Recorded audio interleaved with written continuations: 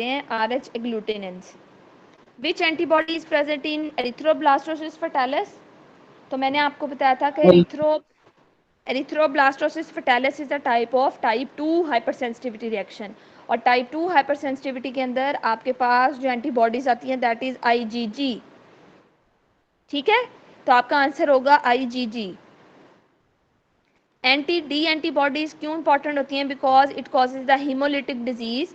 Anti D antibodies मैंने आपको बताया था कि जब RH मटर्नल की एंटी डी एंटीबॉडीज प्रोड्यूस हो रही होती हैं वो प्लेसेंटा को क्रॉस कर देती हैं। जब वो क्रॉस करती हैं तो फीटस के अंदर जाके उसके RBCs की हेमोलिसिस कर देती हैं। ठीक है, तो इसके लिए ज़रूरी होता है कि आपने एंटी डी के इंजेक्शन लगाने होते हैं, ताकि जो मदर के अगर ब्लड से एंटीबॉडीज़ पास करेंगी फीटस के अंदर तो वो उसको हार्मफुल उसके लिए ना हो।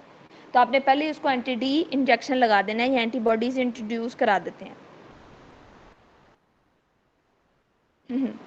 बाकी नीचे जितने MCQ जी ये एंटी एंटीबॉडीज सब मैडम कौन सी, मैंने क्या है कि 28 वीक पे भी लगा सकते हैं और आफ्टर द बर्थ भी लगा सकते हैं, इसका क्या हुआ है?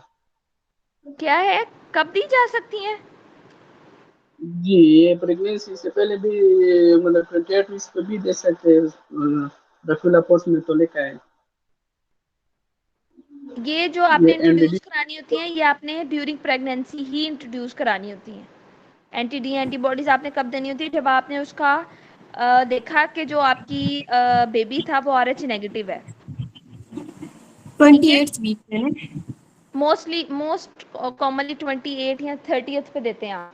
ठीक है,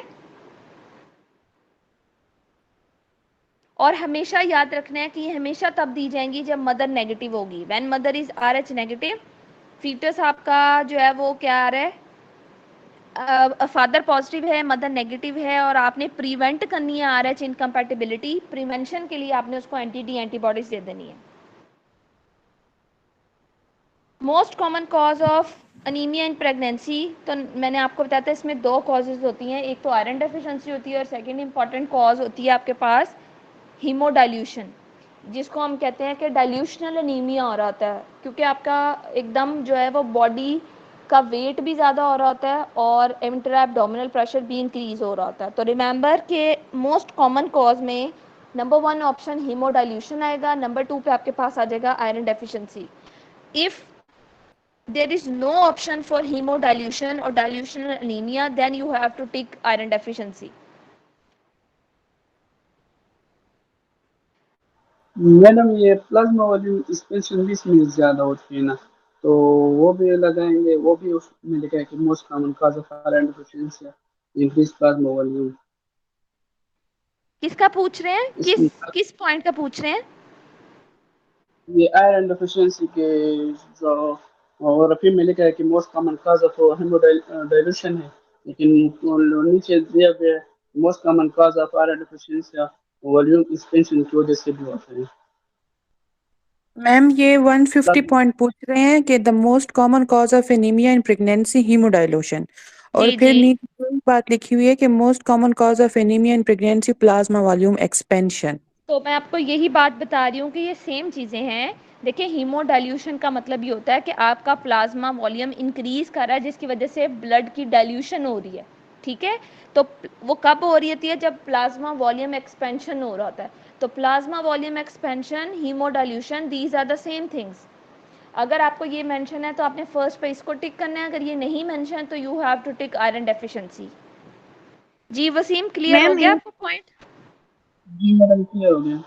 ओके जी। एक पॉइंट है पिछले वाले पॉइंट में से 149 में से बिल्कुल लास्ट पे लिखा हुआ है 3 months old pregnant patient who is RH positive और RH नेगेटिव हस्बैंड है कम्स फॉर काउंसलिंग। तो मैम इसका मुझे समझ नहीं आया कि antigen can enter maternal circulation from fetus, तो उसका क्या होगा? कुछ भी नहीं होगा।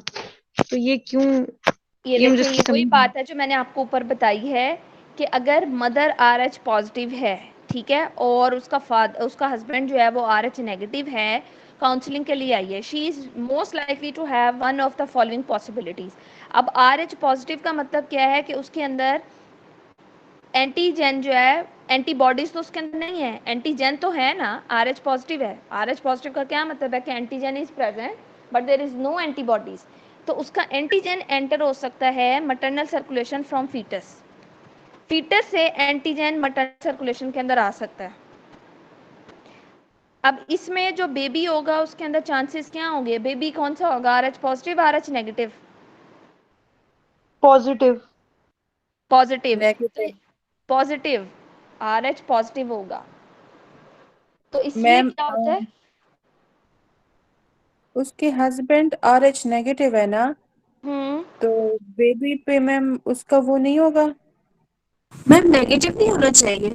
हस्बैंड नेगेटिव है तो बेबी नेगेटिव होगा, सॉरी, हाँ जी, हाँ। RH नेगेटिव बेबी होगा, ठीक है। मैम ये वो नहीं होता, रिसेसिव ट्रेट नहीं है नेगेटिव वाला, RH वाला, अगर एक अब भी RH इसमें पॉजिटिव होगा तो इसमें आपने एक पॉजिटिव। बात याद रखनी है, अगर तो फर्स्ट प्रेगनेंसी है तो फर्स्ट के अंदर चांसेस होते हैं कि बेबी के अंदर वही ट्रांसफर हो रहा होता है जो फादर का होता है, ठीक है। जब सेकंड ओके। प्रेगनेंसी होती है या कंसिक्वेंसेस आ रहे हैं दूसरी वाली प्रेगनेंसी में, तो उसमें ये चेंज हो सकता है, ठीक ओके है। मैम। तो अब ये माइट भी उसकी फर्स्ट, क्योंकि 3 मंथ प्रेग्नेंट पेशेंट है तो इस मीन कि उसने पहली वाली की ही बात की है कि उसकी फर्स्ट प्रेगनेंसी ही है। Okay ma'am. जी, अब नेक्स्ट आपके पास आता है कि pregnant lady came in the first trimester, HB है उसका 12, last HB in the last trimester is 10, diagnosis क्या है। अब देखें फर्स्ट ट्राइमेस्टर के अंदर उसका 12 था, बाद में वो 10 पे चला गया, तो ये नॉर्मल एक फिजियोलॉजिकल फिनोमेना हो रहा होता है जिसमें उसकी HB लास्ट पे जाके ड्रॉप हो जाती है, तो that is normal physiological response. इसमें आपने एज सच कोई एबनॉर्मेलिटी मेंशन नहीं करनी, ठीक है, नॉर्मल फिजियोलॉजिकल चेंज है। नेक्स्ट टाइप्स ऑफ अनीमिया आती हैं, उसमें माइक्रोसिटिक अनीमिया में आपने सबसे इंपॉर्टेंट चीज़ जो पॉइंट पिक करना होता है दैट इज़ कि माइक्रोसिटिक अनीमिया के अंदर आपके पास जो डिक्रीज हो रहा होता है वो आपका क्या हो रहा होता है, MCV, ठीक है। MCV आपका कम हो रहा होता है 80 से, अगर लेस है तो आपके पास आ जाएंगे माइक्रोसिटिक अनीमिया। माइक्रोसिटिक अनीमिया का मैंने आपको एक निमोनिक बताया था, दैट इज सीटा, SITA, सीटा। S for sideroblastic anemia, I for iron deficiency anemia, T for thalassemia, A for anemia of chronic disease। ये चारों टाइप्स के एनीमियाज वो होते हैं जिसके अंदर आपके पास MCV कम हो रहा होता है और उसको हम माइक्रोसिटिक अनीमिया कहते हैं। मोस्ट इंपॉर्टेंट इसमें पूछा जाता है कि thalassaemia is a type of, this is autosomal recessive disorder.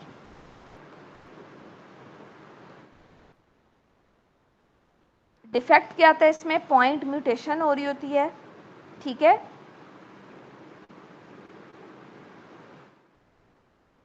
Next important point जो पूछा जाता है, लेड पॉइजनिंग के अंदर क्या फिनोमेना होता है, दैट इज बेजोफिलिक स्टिपलिंग।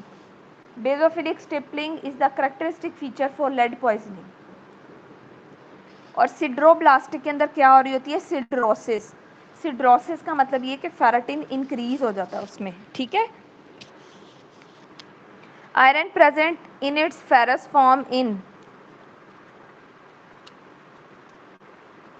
अब इसका आंसर लिखा हुआ है इधर ट्रांसफेरिन। अब ट्रांसफेरिन मैंने आपको बताया था जहां भी वर्ड ट्रांसफेरिन का आ जाए तो that is involve in transport. Ma'am यहाँ पे हेमोग्लोबिन आएगा ना। हाँ जी, यहाँ पे आना हीमोग्लोबिन।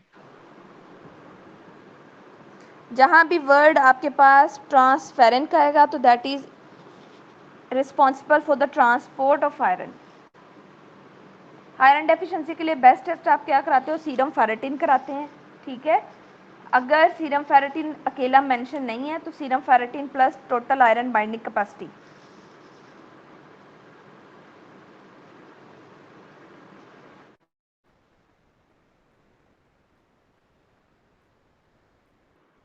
इसके अलावा आपको नॉर्मोसिटिक नॉर्मोक्रोमिक का पूछा जाता है, उसमें नॉर्मोसिटिक नॉर्मोक्रोमिक तब होता है अगर पेशेंट रीनल फेलियर का है, रीनल डिजीज है अगर, तो उसके अंदर नॉर्मोक्रोमिक नॉर्मोसिटिक आपके पास अनीमिया आता है। और अगर क्रॉनिक ब्लड लॉस की हिस्ट्री है, chronic, if there is chronic blood loss then the answer will be again normocytic normochromic.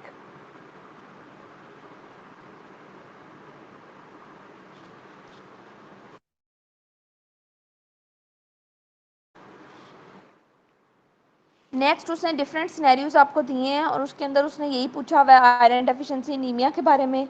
Iron deficiency में मोस्ट इम्पॉर्टेंट इज़ दैट कि आपको वो सिम्टम्स दी होंगी, वो बताया होगा कि फटीग है, अनीमिया है पेशेंट को, एमसीवी लो है, एचबी भी कम हुई है उसकी, तो व्हाट इज़ द डायग्नोसिस, तो आप इजीली अप्रिशिएट करेंगे कि दिस इज़ आयरन डेफिशिएंसी।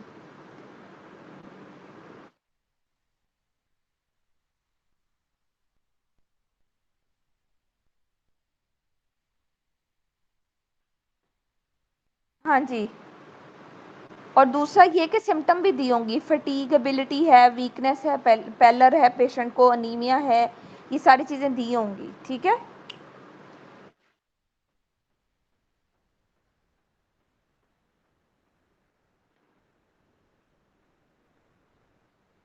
और आयरन डेफिशिएंसी के लिए मैंने आपको बताया कि मॉनिटर कैसे करना है आपने, सीरम फेरेटिन से। अच्छा, अगर पेशेंट का फेरेटिन इंक्रीज हो रहा है यानी कि सिड्रोसिस हो रही है, तो उसके लिए आयरन चिलेटिंग एजेंट देते हैं। What is the name of that agent? Desferrioxamine. Deferoxamine, yes, the answer is deferoxamine. इसके अंदर अब आपके पास जो हिस्ट्री दी होगी वो ये दी होगी कि जॉन्डस है पेशेंट को, लिथार्जी है, उसकी स्प्लीन इनलार्ज हुई है। स्प्लीन इनलार्ज का मतलब है कि आरबीसी बहुत ज़्यादा हो गए हैं जिसकी वजह से स्प्लीन का साइज़ बड़ा हो गया है। तो आपने क्या करना है, फेरेटिन उसने दिया हुआ है 2000, तो आपने क्या करना है, उसको इस तरह का एजेंट देना है जो चिलेशन को कम कर सके, दैट इज डेफ्रोक्सामीन।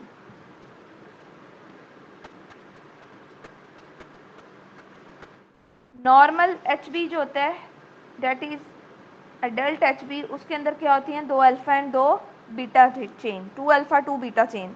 लेकिन आपको मोस्टली पूछा जाता है एच बी एफ के अंदर क्या होती है, तो एफ में आपको मैंने बताया था जी ए, आपने याद रखना है, 2 alpha and 2 gamma, gamma and alpha.